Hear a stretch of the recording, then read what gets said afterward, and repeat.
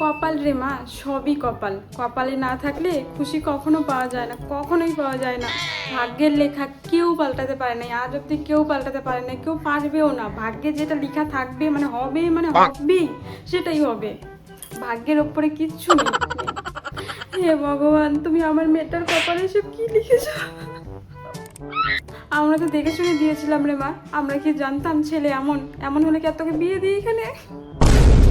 সব কপালের খেল রে মা, সব কপালের খেল। আজ দেখ, কেউ রাজরানী হয়েছে তো কেউ চাকরানি হয়েছে।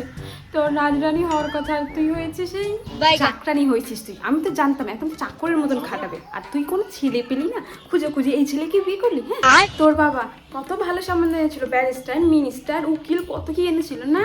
তুই কিনা শেষে এই ছেলেটাকে বিয়ে করলি। দেখ কেমন লাগে আজকে, দেখ। হ্যাঁ, নিজের কপাল নিজের হাতেই খেয়েছিস, নিজের হাতেই। এখন তো বুঝবি। এখন আমাকে বলে লাভ নেই, এখন আমি তোমার কথা শুনবো না। হ্যাঁ, তোর দোষ, কপালের দোষ রে, সব দোষ তোর।